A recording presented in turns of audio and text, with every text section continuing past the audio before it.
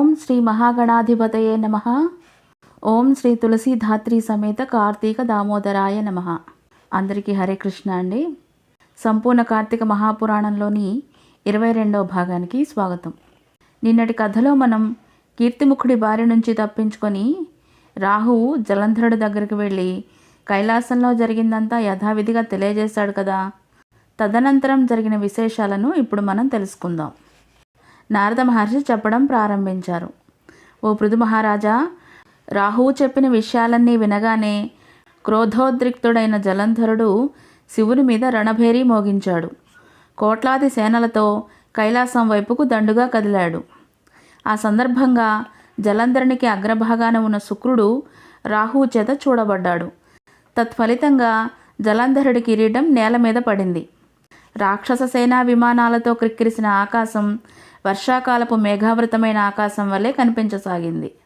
ఈ యుద్ధ విశేషాలన్నీ తెలుసుకున్న దేవతలు ఇంద్రుణ్ణి తమతో పాటు తీసుకొని రహస్య మార్గాన శివ సన్నిధికి వెళ్ళి యుద్ధ వార్తలన్నీ ఈ విధంగా విన్నవించారు.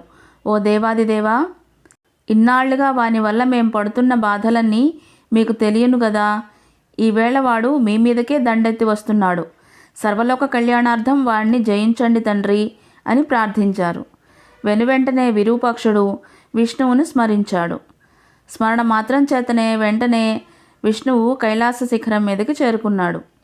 అప్పుడు శివుడు ఆయన్ను చూస్తూ, ఓ కేశవ, గత యుద్ధంలోనే ఆ జలంధరుణ్ణి సంహరించి ఉండాల్సింది కదా. అలా కాకుండా వైకుంఠాన్ని కూడా వదిలి వాడింట కాపురం ఉండడమేమిటి అని ప్రశ్నించారు. అందుకు జవాబుగా విష్ణువు, మహేశ్వర, ఈ జలంధరుడు మీ అంశ వలన పుట్టడం చేత, లక్ష్మీదేవికి సోదరుడు కావడం చేత యుద్ధంలో నాచే వధింపబడలేదు. కాబట్టి మీరే వానిని జయించాలి అని చెప్పాడు. అందుమీదట శివుడు, వాడు మహాపరాక్రమవంతుడు. ఈ శస్త్రాస్త్రాల వల్ల కానీ నా ఒక్కని చేత కానీ మరణించేవాడు కాదు. కాబట్టి మీరంతా కూడా ఈ శస్త్రాస్త్రాలలో మీ తేజస్సులను సైతం నిక్షిప్తం చేయాలి అని ఆజ్ఞాపించడంతో విష్ణువాది దేవతలందరూ తమ తమ తేజస్సులను బయలుపరిచారు. గుట్టగా ఏర్పడిన ఆ తేజస్సులో శివుడు తన తేజాన్ని కూడా కలిపి మహోత్తమము, భీషణ జ్వాలాస్యము, వేగ సంపన్నము, అత్యంత భయంకరము అయిన సుదర్శనమనే చక్రాన్ని వినిర్మించారు. అప్పటికే 1,000,000 ఏనుగులు, 1,000,000 గుర్రాలు, 1,000,000 కాల్బలగముతో కైలాస భూములను చేరిన జలంధరుణ్ణి దేవతలు, ప్రమథగణాలు ఉకుమ్మడిగా ఎదుర్కొన్నాయి. నందీశ్వరుడు, విఘ్నేశ్వరుడు, సుబ్రహ్మణ్యేశ్వరుడు కూడా తమ తమ గణాలతో సహా జలంధరునితో తలపడ్డారు. 2 తెగల మధ్యన భయంకరమైన సంకుల సమరం కొనసాగింది. ఇరుపక్షాల నుంచి వచ్చే వీరరస ప్రేరకాలైన భేరీ మృదంగ, శంఖాది ధ్వనులతోనూ గజ ఘీంకారాలతోనూ భూమి విపరీతంగా ప్రకంపించసాగింది. పరస్పర ప్రయోజితాలైన శూల, పట్టిస, తోమర, బాణ, శక్తి, గదాధ్యాయుధ భరితమైన ఆకాశం పగలే చుక్కలు పొడిచినట్లుగా ఉంది. యుద్ధభూమిలో నేలకూలిన రథగజాదుల కళేబరాలు, రెక్కలు తెగిన పర్వతాలు గుట్టలు పడినట్లుగా ఉన్నాయి. ఈ మహాహవంలో దేవతల చేతిలో మరణించిన రాక్షసుల్ని శుక్రాచార్యుల వారు తన వద్ద ఉన్న మృత సంజీవిని విద్యతో పునర్జీవింపజేయసాగాడు.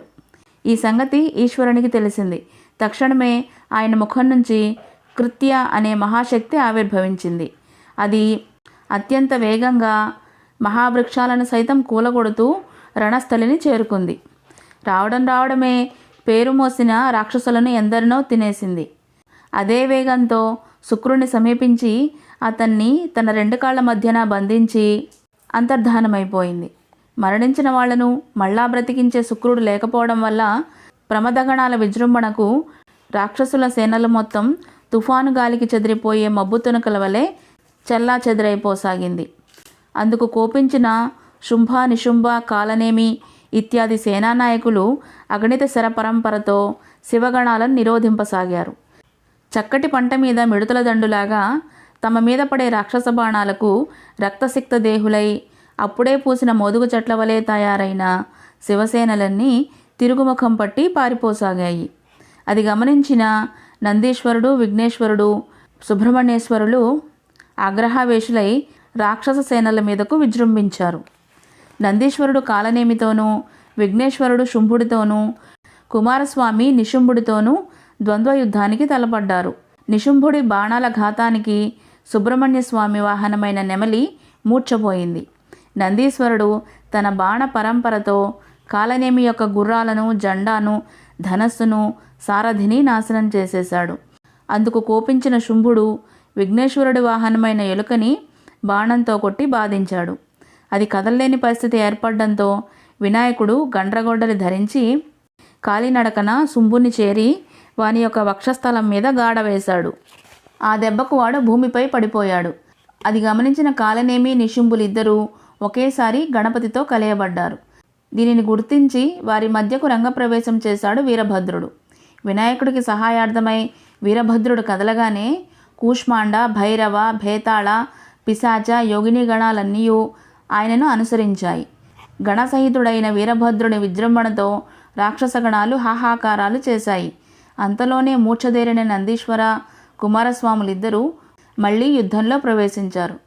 వాళ్ళందరి విజృంభణతోనూ భయపడి పారిపోతున్న తన సైన్యాన్ని చూసిన జలంధరుడు అతి అనే పతాకం గల రథంపై వచ్చి ఈ సమస్త గణాలను ఎదుర్కొన్నాడు. జలంధరుడి బాణాలతో భూమి ఆకాశాల మధ్య ఉన్న ప్రాంతమంతా నిండిపోయింది. తన వద్ద ఉన్న బాణాలతో విఘ్నేశ్వరుణ్ణి, నందీశ్వరుణ్ణి, వీరభద్రుణ్ణి కొట్టి మూర్ఛపోయేటట్లుగా చేశాడు జలంధరుడు.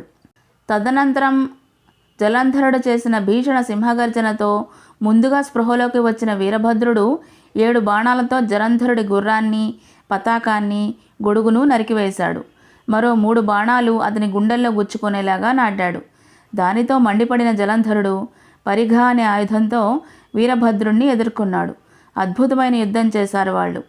అనంతరం జలంధరుడు వీరభద్రుడి తలపై పరిఘను ప్రయోగించడంతో వీరభద్రుడు మళ్ళీ స్పృహ కోల్పోయాడు. ఇంతటితో శ్రీ పద్మపురాణ అంతర్గత కార్తీక మహాత్మ్యమందలి 22వ భాగం పూర్తయింది. తదుపరి భాగంలో మరిన్ని యుద్ధ విశేషాలను గురించి విపులంగా తెలుసుకుందాము. తదుపరి వీడియో యొక్క సమాచారం మీకు అందడం కోసం ఈ ఛానల్ను సబ్స్క్రైబ్ చేసుకొని పక్కనే ఉన్న బెల్ ఐకాన్ని యాక్టివేట్ చేసుకోగలరు. అందరికీ ధన్యవాదాలు. హరే కృష్ణ.